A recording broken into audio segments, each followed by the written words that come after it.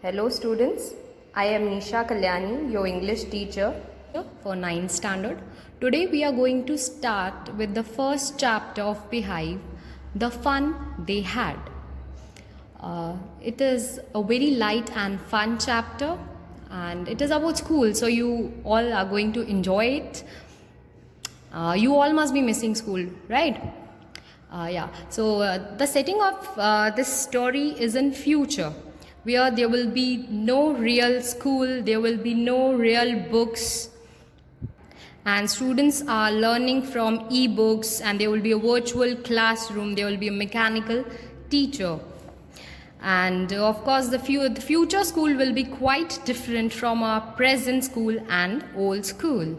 Students will learn from e-books and class tests will be conducted online, as you can relate it now, as you also are learning online.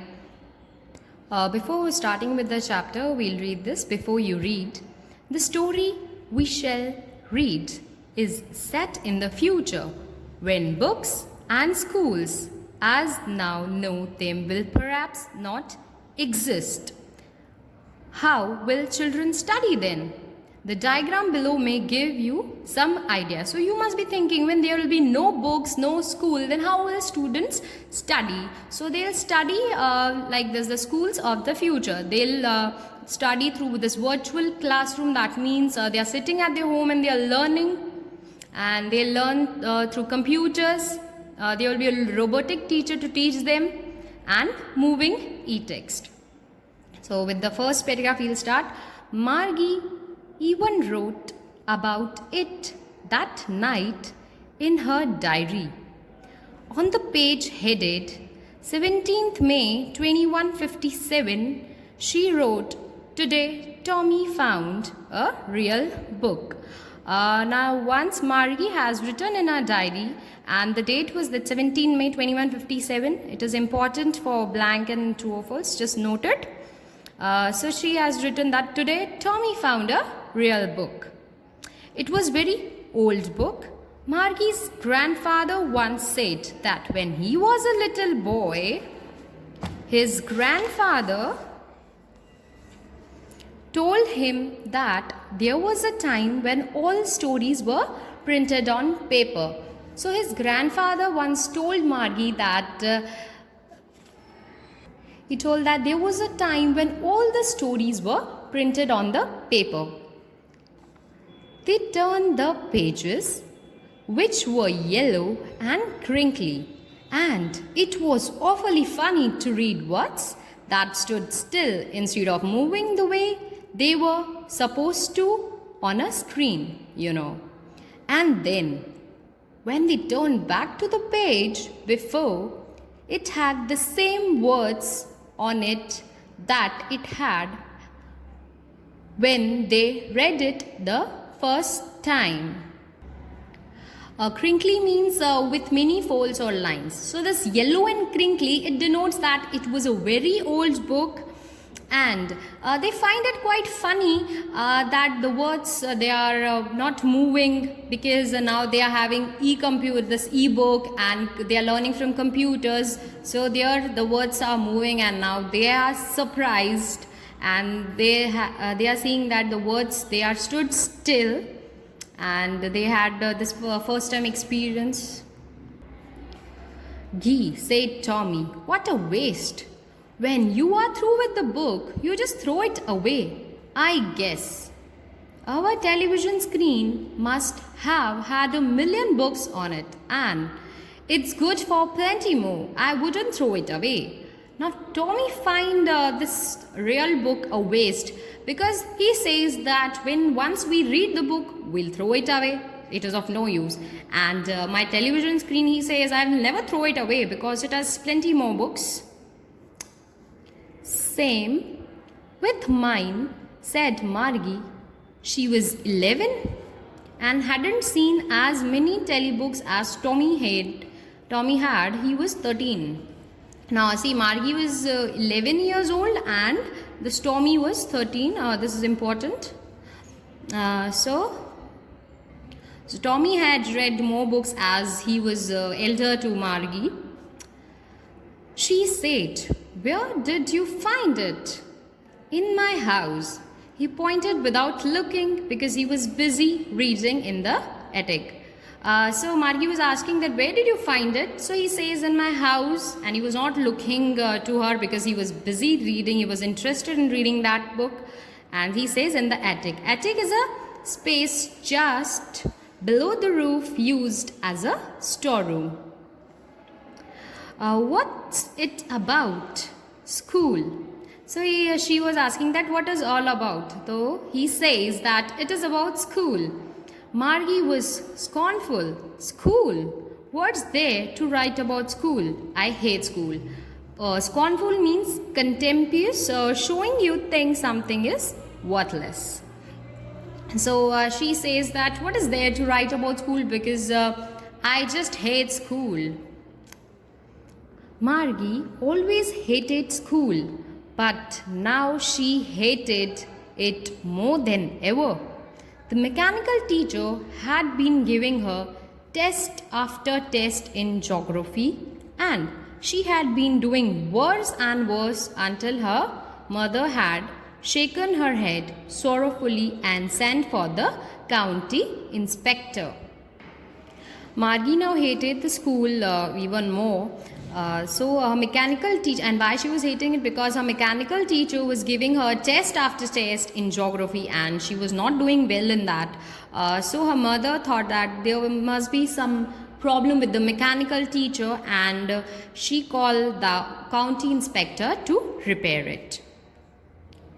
He was a round little man with a red face and a whole box of tools with dials and wires.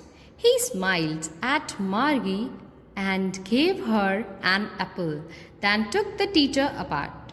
Margie had hoped he wouldn't know how to put it together again, but he knew how all right, and after an hour or so, there it was again, large and black ugly, with a big screen on which all the lessons were shown and the questions were asked. That wasn't so bad. The part Margie hated most was the slot where she had to put homework and test papers. She always had to write them out in a punch code they made her learn when she was 6 years old, and the mechanical teacher calculated the marks in no time.